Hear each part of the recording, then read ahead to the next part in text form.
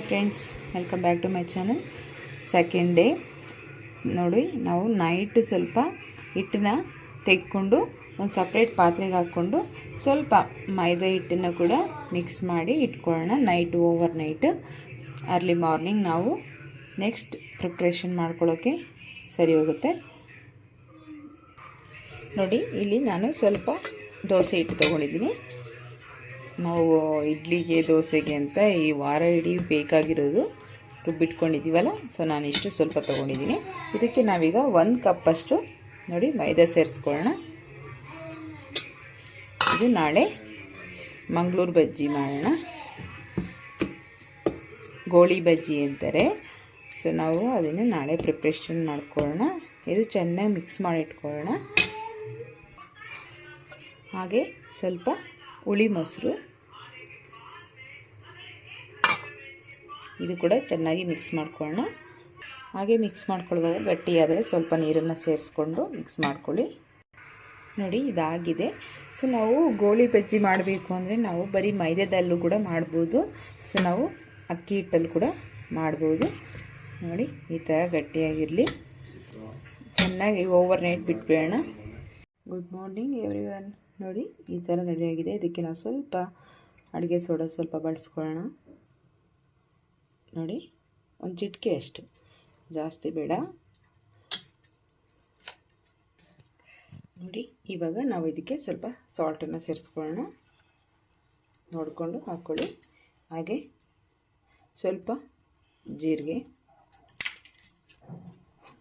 ನೋಡಿ ಈ ಥರ ಕೊತ್ತಂಬರಿ ಸೊಪ್ಪು, ಈರುಳ್ಳಿ, ಒಂದು ಸ್ವಲ್ಪ ತೆಂಗಿನಕಾಯಿ ಚಿಕ್ಕದಾಗಿ ಹೆಚ್ಕೋಬೇಕು. ಇದಿಷ್ಟನ್ನು ಕೂಡ ಸೇರಿಸ್ಕೊಂಡು ಮಿಕ್ಸ್ ಮಾಡ್ಕೊಳ್ಳೋಣ. ಎಲ್ಲ ಸೇರಿಸಾಗಿದೆ. ಈಗ ಚೆನ್ನಾಗಿ ಮಿಕ್ಸ್ ಮಾಡ್ಕೊಳ್ಳೋಣ. ಈಗ ಒಂದು ಬಾಣಲೆಯಲ್ಲಿ ಆಯಿಲ್ ಹಾಕಿ ಬಿಸಿ ಮಾಡೋದಕ್ಕೆ ಇಟ್ಟಿದ್ದೀನಿ. ಬಿಸಿ ಆಗಲಿ. ನೋಡಿ, ಆಯಿಲ್ ಚೆನ್ನಾಗಿ ಬಿಸಿಯಾಗಿದೆ. ಈಗ ಹಾಕಿ ನೋಡೋಣ ಹೇಗೆ ಬರುತ್ತೆ ಅಂತ.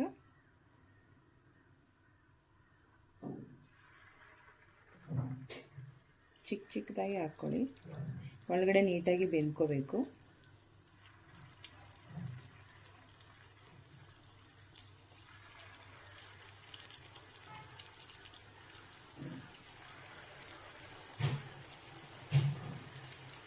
ನಾವು ಸ್ಪೂನಲ್ಲಿ ಕೂಡ ಹಾಕ್ಕೋಬೋದು, ನೀಟಾಗಿ ಬರುತ್ತೆ. ಸ್ವಲ್ಪ ಚಿಕ್ಕದಾಗಿ ಹಾಕ್ಕೊಳ್ಳೋದ್ರಿಂದ ನೀಟಾಗಿ ಒಳಗಡೆ ಎಲ್ಲ ನೀಟಾಗಿ ಬೆಂದಿರುತ್ತೆ. ದೊಡ್ಡದು ಹಾಕಿದ್ರೆ ನೋಡಿ ಇನ್ನಷ್ಟು ಉಬ್ಕೊಂಡ್ಬಿಡುತ್ತೆ.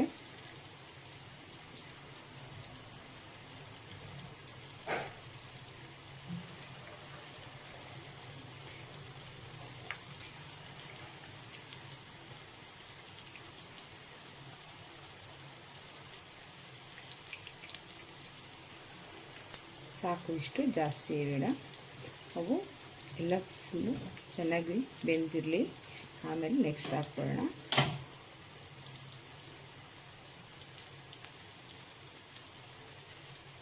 ಒಂದೊಂದೇ ನಿಧಾನಕ್ಕೆ ತಿರುಗಿಸ್ಕೊಳ್ಳಿ.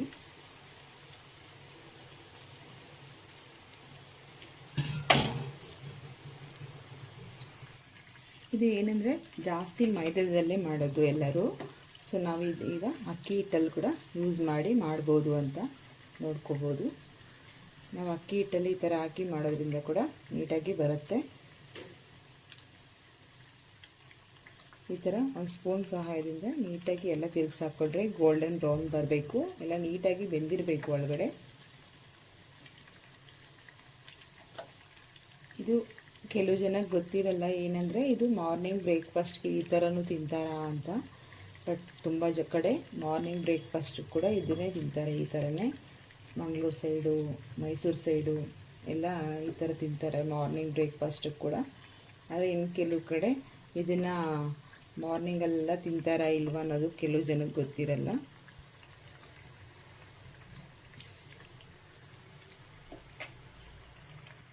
ಏನಂದರೆ ಫ್ರೆಂಡ್ಸ್, ಇದನ್ನು ನಾವು ಚಳಿಗಾಲ, ಈ ಮಳೆಗಾಲ ಅಂತ ಬರುತ್ತಲ್ಲ, ಸೊ ಆ ಟೈಮಲ್ಲೆಲ್ಲ ನಾವು ಬೆಳಗ್ಗೆನೇ ಚಳಿ ಆಗ್ತಾಯಿದೆ ಅಂದಾಗ ಈ ಥರ ಒಂದು ಮಾಡ್ಕೊಂಡು ಇದ್ರ ಜೊತೆ ಒಂದು ಚಟ್ನಿ ಇಟ್ಕೊಂಡು ತಿಂದರೆ ನಿಜ ತುಂಬ ಚೆನ್ನಾಗಿರುತ್ತೆ. ಆಮೇಲೆ ನಿಮಗೆ ಗೊತ್ತಾಗುತ್ತೆ ಯಾವ ಥರ ಇದೆ ಇದು ಟೇಸ್ಟ್. ಆಮೇಲೆ ನಾವು ಈ ಥರ ಇಷ್ಟು ಈಸಿಯಾಗಿ ಕೂಡ ಮಾಡ್ಕೋಬೋದು ಅಂತ. ಖಂಡಿತವಾಗ್ಲೂ ಒಂದ್ಸರಿ ಮಾಡ್ಕೊಂಡು ತಿಂದು ನೋಡಿ, ತುಂಬ ಚೆನ್ನಾಗಿರುತ್ತೆ.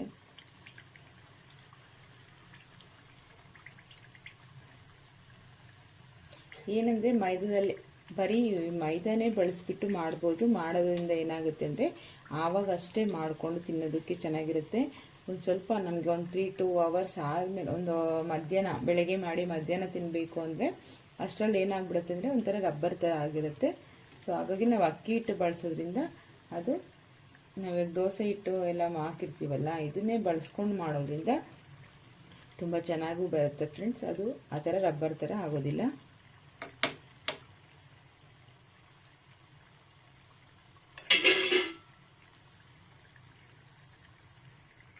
ಈಗ ಎಲ್ಲ ತೆಕ್ಕೊಂಬಿಡೋಣ.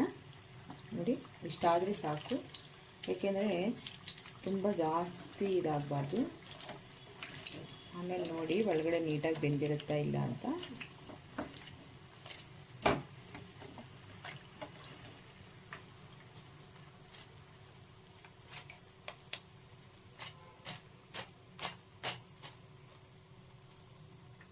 ಈ ಥರ ಎಲ್ಲ ಹಾಗೆ ಮತ್ತಷ್ಟು ಹಾಕೊಳ್ಳೋಣ.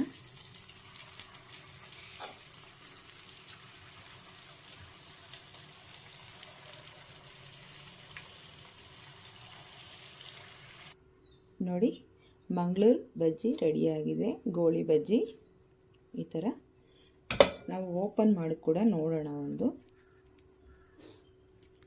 ನೋಡಿ ಎಷ್ಟು ನೀಟಾಗಿ ಬೆಂದಿದೆ ಅಂತ. ಅದರಲ್ಲಿ ಆನಿಯನ್ನು, ತೆಂಗಿನಕಾಯಿ ಎಲ್ಲ ಹಾಕಿರೋದ್ರಿಂದ ನಾವಿನ್ನೂ ಸ್ವಲ್ಪ ಹಸಿಮೆಣಸಿನ್ಕಾಯಿ ಕೂಡ ಹಾಕ್ಕೋಬೋದು. ಆದರೆ ಮಕ್ಕಳು ತಿನ್ನೋ ಕಾರಣಕ್ಕೆ ನಾನು ಹಾಕಿಲ್ಲ. ಸೊ ನಿಮ್ಗೆ ಬೇಕಾದರೆ ಹಸಿಮೆಣಸಿನ್ಕಾಯಿ ಕೂಡ ಚಿಕ್ಕದಾಗಿ ಹೆಚ್ಕೊಂಡು ಹಾಕ್ಕೊಳ್ಳಿ. ನೋಡಿ ಫ್ರೆಂಡ್ಸ್, ಇವಾಗ ಅದಕ್ಕೆ ನಾವು ಒಂದು ಚಟ್ನಿ ಮಾಡ್ಕೊಳ್ಳೋಣ. ತೆಂಗಿನಕಾಯಿ, ಕಡಲೆ, ಹಸಿಮೆಣಸಿನ್ಕಾಯಿ, ಕೊತ್ತಂಬರಿ ಸೊಪ್ಪು, ಸ್ವಲ್ಪ ಹುಣಸೆಹಣ್ಣು, ಉಪ್ಪು, ಇದನ್ನೆಷ್ಟು ಹಾಕಿ ಚೆನ್ನಾಗಿ ರುಬ್ಕೊಳ್ಳೋಣ. ನೋಡಿ, ಫೈನಲಿ ಮಂಗಳೂರು ಬೋಂಡ, ಮಂಗಳೂರು ಬಜ್ಜಿ, ಇದು ಗೋಳಿ ಬೋಂಡ ಅಂತ ಹೇಳ್ತಾರೆ, ಗೋಳಿ ಬಜ್ಜಿ ನೋಡಿ ರೆಡಿಯಾಗಿದೆ. ಕಾಯಿ ಚಟ್ನಿ ಜೊತೆ ತಿಂದು ಹೇಗಿದೆ ಅಂತ ಹೇಳಿ. ಓಕೆ ಫ್ರೆಂಡ್ಸ್, ಬಾಯ್. ಇಷ್ಟ ಆಗಿದ್ರೆ ಲೈಕ್ ಮಾಡಿ.